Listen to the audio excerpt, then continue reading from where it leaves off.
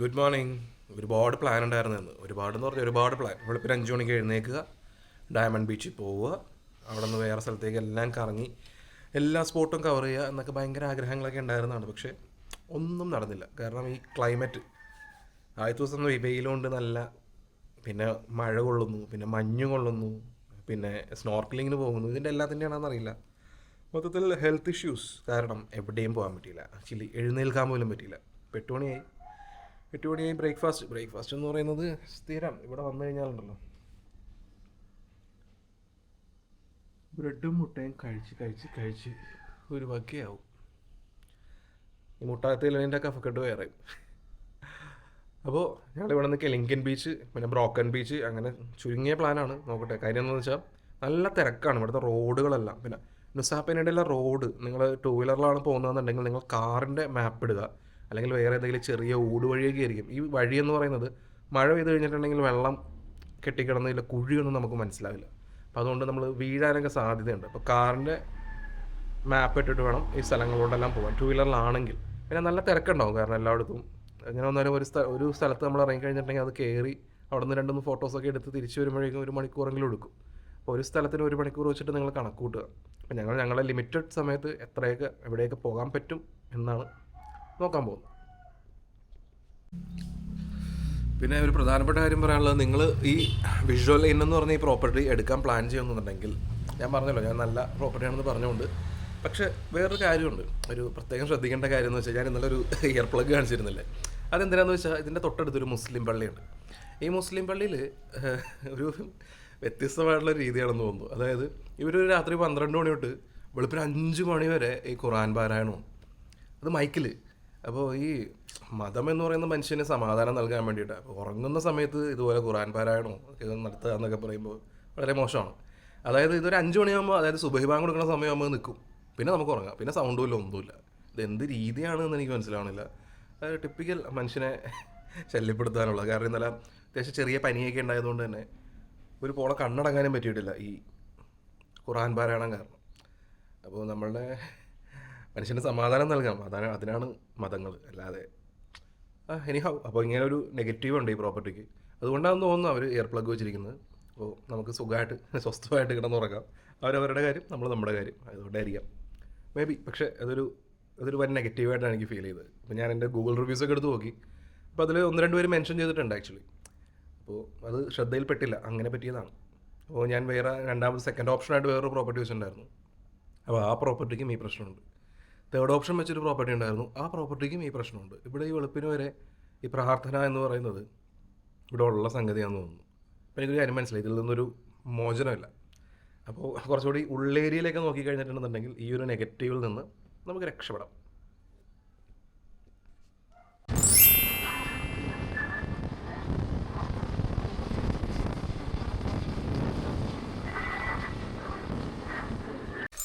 അങ്ങനെ ഞങ്ങൾ താമസിക്കുന്നോടുന്ന് ക്ലിങ് എന്നും പറയും, കെലിങ്കിങ് എന്നും പറയും. അപ്പോൾ ആ ബീച്ചിലേക്ക് വന്നേക്കാണ്. ആക്ച്വലി മാപ്പ് നോക്കിയപ്പോൾ വെറും 12 കിലോമീറ്റർ ഉള്ളൂ. അപ്പോൾ 12 കിലോമീറ്ററല്ലേ ഉള്ളൂ, പെട്ടെന്ന് എത്താമെന്ന് വിചാരിച്ചിട്ടാണെന്നുണ്ടെങ്കിൽ നടപടിയില്ല. കാര്യം റോഡ് വളരെ മോശമാണ്. അതായത് കുണ്ടും കുഴിയും എന്നൊക്കെ പറഞ്ഞു കഴിഞ്ഞാൽ രക്ഷയില്ല. അപ്പോൾ വളരെ സ്ലോയിലായിരിക്കും നമ്മൾ നടക്കുന്നത്. അപ്പോൾ അതിൻ്റെ ഭാഗമായിട്ട് ഇവിടെ എത്താൻ ഏകദേശം 1 മണിക്കൂർ എടുത്തു. 1 മണിക്കൂർ. അങ്ങനെ ഓൺ ദ വേ ഒരുപാട് പെട്രോൾ അടിക്കാനുള്ള ഓപ്ഷനൊക്കെ ഉണ്ട്. പക്ഷേ നോർമൽ പെട്രോൾ പമ്പിനേക്കാളും ഇത്തിരി കാശ് കൂടുതലായിരിക്കും. നോർമലി ഇവിടെ 10K ഉള്ളൂ, ഇവിടെ ആകുമ്പോൾ 16K ആയിരിക്കും. ആ ഒരു വ്യത്യാസമാണുള്ളത്. അപ്പോൾ നിങ്ങൾക്ക് ഒരു ടിപ്പ് തരാം. അതായത് ഈ ക്ലിങ് ബീച്ചിലേക്ക്, അതാണ് ഈ ടിറക്സ് ബീച്ച് എന്നൊക്കെ പറയുന്നത്, നല്ല ഭംഗിയുള്ളൊരു ഇവിടുത്തെ ഫേമസ് ആയിട്ടുള്ളൊരു ബീച്ചാണ്. അവിടേക്ക് വരാനാണെന്നുണ്ടെങ്കിൽ കുറച്ച് നേരത്തെ ഇറങ്ങാം. തീർച്ചയായും നേരത്തെ ഇറങ്ങിയില്ലാന്നുണ്ടെങ്കിൽ നമ്മുടെ പ്ലാൻ മുഴുവൻ തെറ്റും. ഇവിടെ ബൈക്ക് പാർക്കിംഗ് ഫീ ഉണ്ട്, അത് 5K ആണ്. ഇവിടുത്തെ എൻട്രി ഫീ എത്രയെന്ന് അറിയില്ല. തീർച്ചയായിട്ടും എൻട്രി ഫീ ഉണ്ടാവും. എൻട്രി ഫീ ഇല്ലാത്ത സ്ഥലമില്ലല്ലോ ബാലിയിൽ. അപ്പോൾ എൻട്രി ഫീയും കൂടെ നോക്കാം. അപ്പോൾ കുറച്ച് നേരത്തെ ഇറങ്ങുക. എങ്ങനെ വന്നാലും ഇവിടെ എത്തിപ്പെടാൻ 12 കിലോമീറ്റർ ആണെങ്കിൽ പോലും 1 മണിക്കൂർ എടുക്കും. റോഡ് വളരെ മോശമാണ്, വളരെ മോശം എന്ന് പറഞ്ഞാൽ വളരെ മോശം. അപ്പോൾ ആ രീതിയിൽ അതിൻ്റെ പ്രിപ്പറേഷൻ കൂടി നോക്കുക. ഒരു ഹാപ്പി ന്യൂസ് ഉണ്ട് ഇനി വരുന്നവർക്ക്. ഇവിടുത്തെ സൈറ്റ് സീയിങ് അതൊക്കെ ചിലപ്പോൾ നടക്കുന്നുണ്ട്. ഇതിൻ്റെ നേരെ താഴേക്ക് ഇറങ്ങാനായിട്ട്. ഓ ദൈവമേ, ഇവിടെ മുഴുവൻ രക്ഷയില്ലാത്ത ക്യൂ ആണല്ലോ. ഈ അറ്റം മുതൽ ആ അറ്റം വരെ ക്യൂ ആണ്. ആ അറ്റത്ത് കാണാണ് ഫോട്ടോ പോയിന്റ് എന്ന് പറയുന്നത്. അവിടം വരെ ഈ ക്യൂ നിന്ന് ഇറങ്ങണം. സോ ഇവിടെ താമസിച്ച് ഏർലി മോർണിംഗ് ഇവിടേക്ക് വരാനാണെന്നുണ്ടെങ്കിൽ മാത്രമാണ് ഇത് ഗുണമുള്ളൂ.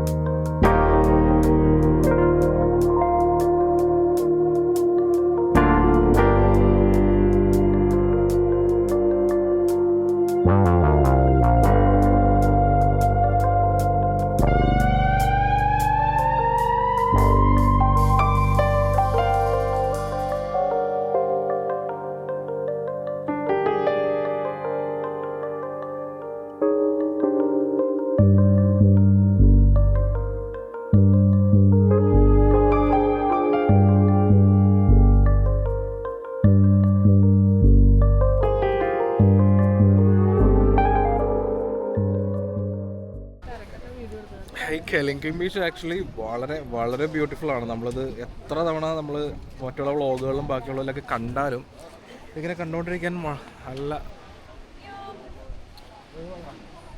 പക്ഷെ ഇതിൻ്റെ റിയാലിറ്റി എന്ന് പറയുന്നത് ഇതാണ്. ഇതിങ്ങനെ ഇത്രയും ക്യൂ ഉണ്ടാവും. ക്യൂ എല്ലാം കടന്ന് അറ്റത് ഒരു ബോക്സ് പോലെയാണ്.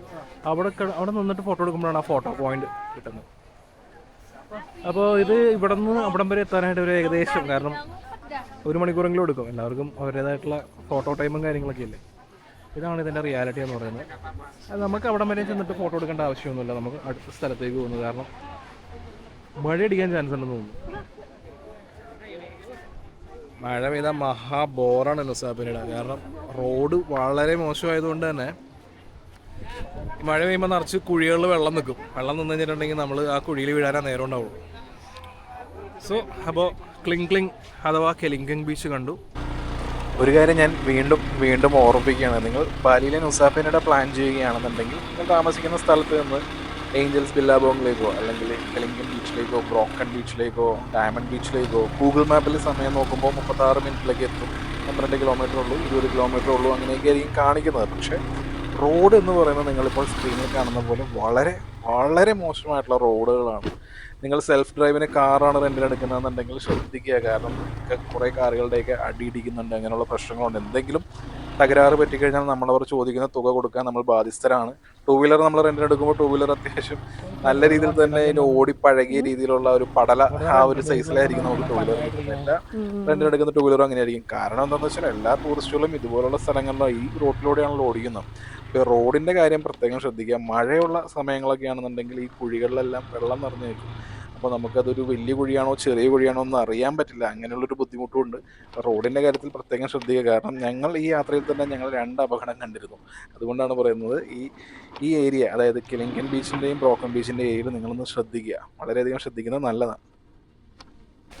അങ്ങനെ വളരെ മോശമായ റോഡിലൂടെ അതിസാഹസികമായ ഡ്രൈവിംഗ് എല്ലാം കഴിഞ്ഞ് ഞങ്ങളുടെ 2ാമത്തെ ഡെസ്റ്റിനേഷനിലെത്തി. ബ്രോക്കൺ ബീച്ച് എന്നാണ് ഈ ബീച്ച് അറിയപ്പെടുന്നത്.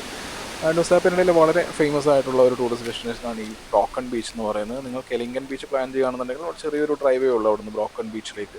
ബ്രോക്കൺ ബീച്ച് പേര് സൂചിപ്പിക്കുന്ന പോലെ തന്നെ വർഷങ്ങളായി ആ കാണുന്ന പാറക്കൂട്ടത്തിൽ തിരമാലകൾ അടിച്ചടിച്ചാണ് ആ ഗ്യാപ്പ് പോലെ അവിടെ രൂപപ്പെട്ടിരിക്കുന്നത്. ഇവിടേക്ക് താഴേക്ക് ഇറങ്ങാൻ പറ്റുമോ എന്നുള്ള ഞങ്ങളുടെ കൗതുകം നിറഞ്ഞ ചോദ്യത്തിന് അവിടെയുള്ളൊരു ലോക്കൽ പീപ്പിൾ ഒരു ഗൈഡാണെന്ന് തോന്നുന്നു. അദ്ദേഹം മറുപടി പറഞ്ഞത് എന്താണെന്ന് വെച്ചിട്ടുണ്ടെങ്കിൽ നമ്മൾ ബോട്ട് സർവീസ് പോലെ കാര്യങ്ങളൊക്കെ എടുക്കുകയാണെന്നുണ്ടെങ്കിൽ ആ ഒരു ഗ്യാപ്പിലൂടെ ബോട്ട് വന്ന് നമുക്കൊരു ബീച്ച് സൈഡിൽ ഇറക്കി തരുമെന്നാണ് പറഞ്ഞത്. ഇങ്ങനൊരു സർവീസ് ഉണ്ടോ എന്ന് അറിയില്ല. ഞങ്ങളവിടെ നിന്നപ്പോൾ ഞങ്ങൾ ആരെയും കണ്ടില്ല. മേ ബി അങ്ങനെ വെറുതെ പറയേണ്ട ആവശ്യം ഉണ്ടാവില്ല. ചിലപ്പോൾ ഇങ്ങനൊരു സർവീസ് ഉണ്ടാവാതിരിക്കാം. നിങ്ങൾ പ്ലാൻ ചെയ്യുന്നുണ്ടെങ്കിൽ അങ്ങനെ ഒരു സർവീസിനെ കുറിച്ച് അറിയുന്നുണ്ടെങ്കിൽ നിങ്ങൾ താഴേക്ക് പോകുക. കാരണം വളരെ വളരെ ബ്യൂട്ടിഫുൾ ആയിട്ടൊരു ബീച്ചാണ്. അപ്പോൾ അതിൻ്റെ താഴെ നിന്നുള്ള വ്യൂ വളരെ നല്ല ഭംഗിയുള്ളൊരു വ്യൂ ആയിരിക്കും. പിന്നെ ബാലിയിലെ എല്ലാ ബീച്ചും വളരെ ബ്യൂട്ടിഫുള്ളാണ്. ഈ ബീച്ച് എന്നല്ല, എല്ലാ ബീച്ചും അങ്ങനെ തന്നെയാണ്. മറ്റൊരു കാര്യം എന്താ, രസകരമായിട്ടുള്ളൊരു മൈത്തോളജി ഉണ്ട് ഈ പറയുന്ന ബ്രോക്കൺ ബീച്ചിന്. പണ്ട് ഇവിടെ ഒരു ഗ്രാമം ഉണ്ടായിരുന്നു എന്നാണ് പറയുന്നത്. ഈ ഗ്രാമവാസികളെല്ലാവരും കൂടി ഒരു ദിവസം ഒരു പശുവിനെ കൊന്നു. ഈ പശുവിനെ കൊന്നത് അറിഞ്ഞ ഒരു സന്യാസി അദ്ദേഹത്തിൻ്റെ ഊന്നോടി എടുത്ത് താഴേക്ക് കുത്തിയപ്പോൾ ഒരു ഭൂകമ്പം ഉണ്ടായെന്നും ആ ഭൂകമ്പത്തിൽ ആ വില്ലേജ് തന്നെ താഴേക്ക് പോയെന്നും പിന്നീട് രൂപപ്പെട്ടതാണ് ഈ ബീച്ച് എന്നൊക്കെയാണ് പറയുന്നത്. ഇവരുടെ ഒരു വിശ്വാസമാണ്.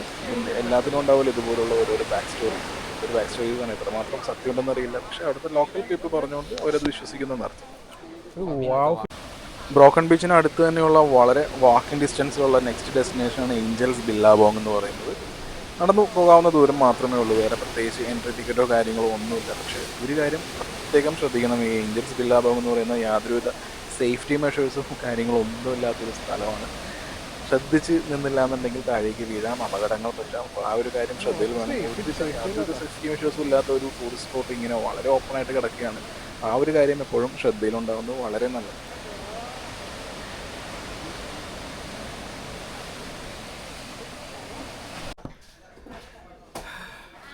ഈ കെലിംഗ്ടൺ ബീച്ചിൽ നിന്ന് ബ്രോക്കൺ ബീച്ചിലേക്ക് ഒരു 8 കിലോമീറ്റർ എന്തോ ഉള്ളൂ, 8.9 എന്തോ.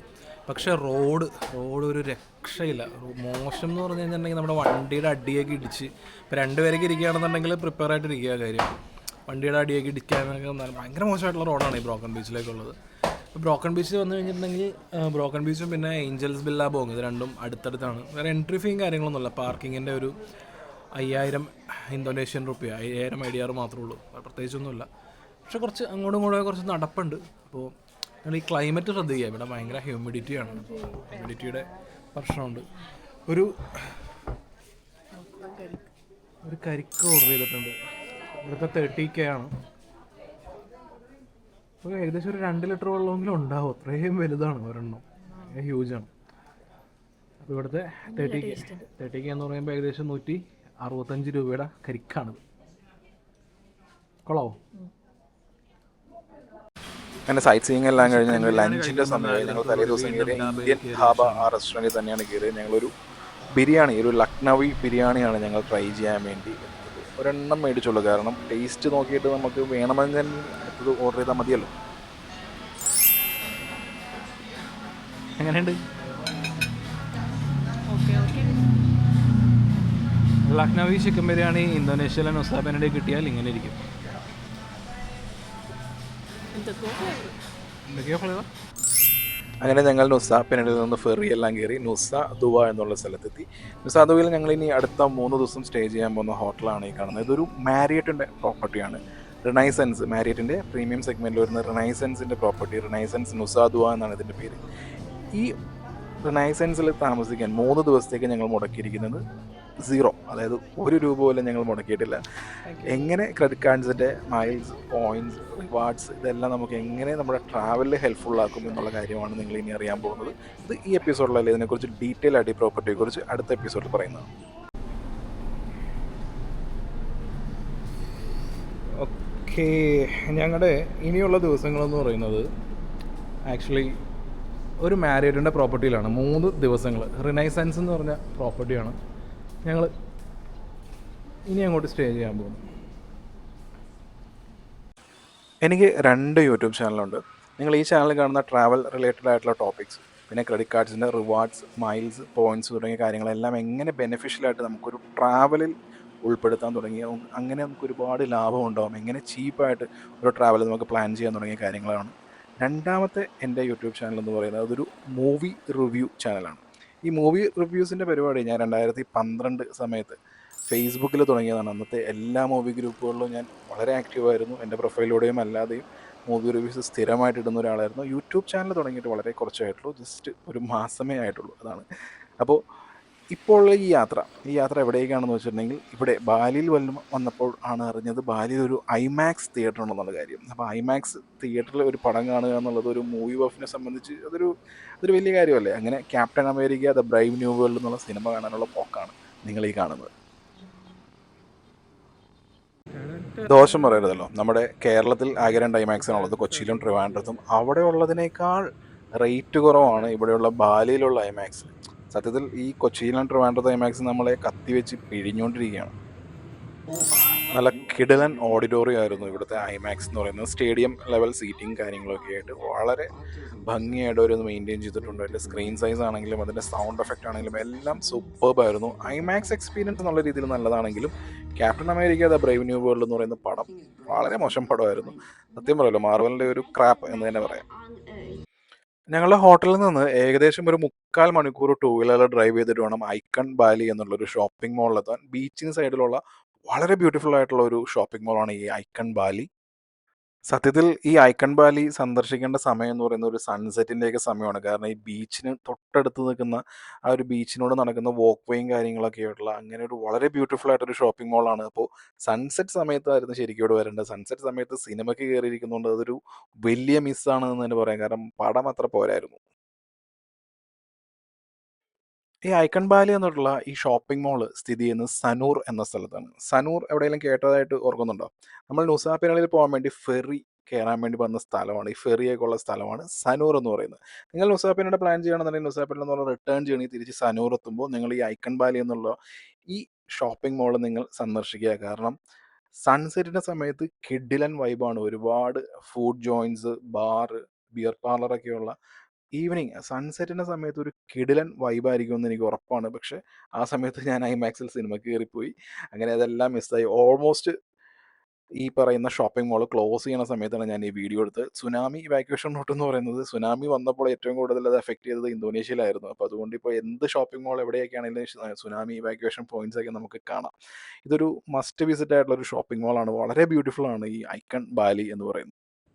ആൻഡ് ഇവിടുത്തെ സ്റ്റാർബക്സ് എന്ന് പറയുന്നത് വളരെ വളരെ അഫോർഡബിൾ ആയിരുന്നു. പക്ഷേ കഷ്ടകാലത്തിന് ഈ ഷോപ്പിംഗ് മോൾ ക്ലോസ് ചെയ്യുന്ന സമയമായിരുന്നു അത്. അതുകൊണ്ട് ഞങ്ങൾക്ക് ഇവിടെ നിന്നൊന്നും വാങ്ങാൻ കഴിഞ്ഞില്ല. പക്ഷേ റേറ്റ് കണ്ടോ, ഇത് അഫോർഡബിൾ ആയിട്ടുള്ള റേറ്റ് ആണ് സ്റ്റാർബക്സിൻ്റെ റേറ്റ് വെച്ച് കമ്പയർ ചെയ്യുമ്പോൾ. ഇതാണ് നമ്മുടെ നാട്ടിൽ 1100 രൂപയ്ക്ക് കിട്ടിയിരിക്കുന്ന KFC.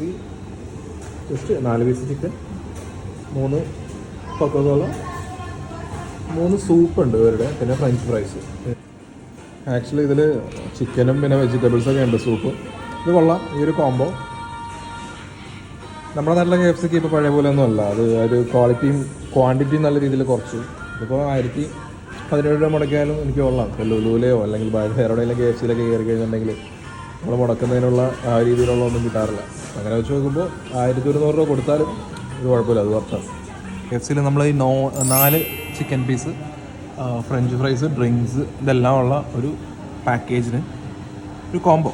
ആ കോംബോയ്ക്ക് ഏകദേശം 2 ലക്ഷം രൂപ അടുത്തായിട്ടുണ്ട്. 2 ലക്ഷം എന്ന് പറയുമ്പോൾ നമ്മുടെ നാട്ടിൽ 1000 രൂപ അടുത്തായിട്ടുണ്ട്. അപ്പോൾ അങ്ങനെ നോക്കുകയാണെന്നുണ്ടെങ്കിൽ ഈവൻ KFC പോലും ഇന്തോനേഷ്യയിൽ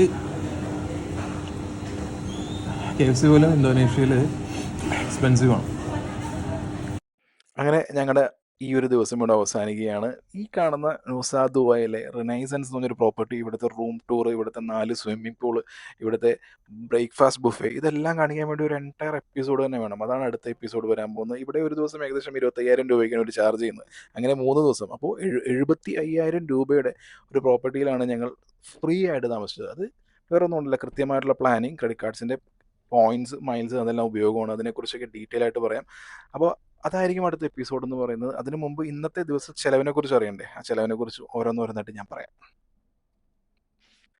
ഇതാണ് ഞങ്ങളുടെ ഡേ 6ൻ്റെ ടോട്ടൽ എക്സ്പെൻസ് എന്ന് പറയുന്നത് 4205 രൂപ. 2 പേർക്ക്. അപ്പോൾ ഒരാൾക്ക് 2100 രൂപയുടെ അടുത്താണ് ഇതിൽ എക്സ്പെൻസ് വന്നിരിക്കുന്നത്.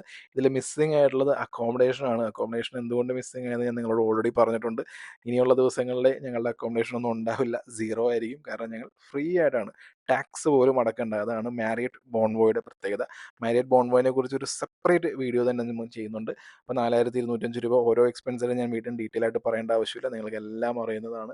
അപ്പോൾ യാത്ര ചെയ്യുമ്പോൾ ഇതുപോലെ എങ്ങനെ എക്സ്പെൻസ് കുറക്കാം, ഫ്രീ ആയിട്ട് 5 സ്റ്റാർ ലക്ഷറി റിസോർട്ടുകളിൽ എങ്ങനെ താമസിക്കാൻ തുടങ്ങിയുള്ള ഡീറ്റെയിൽസ് ഒക്കെ ആയിട്ടായിരിക്കും അടുത്ത എപ്പിസോഡ് വരുന്നത്. So stay tuned and thank you so much for watching.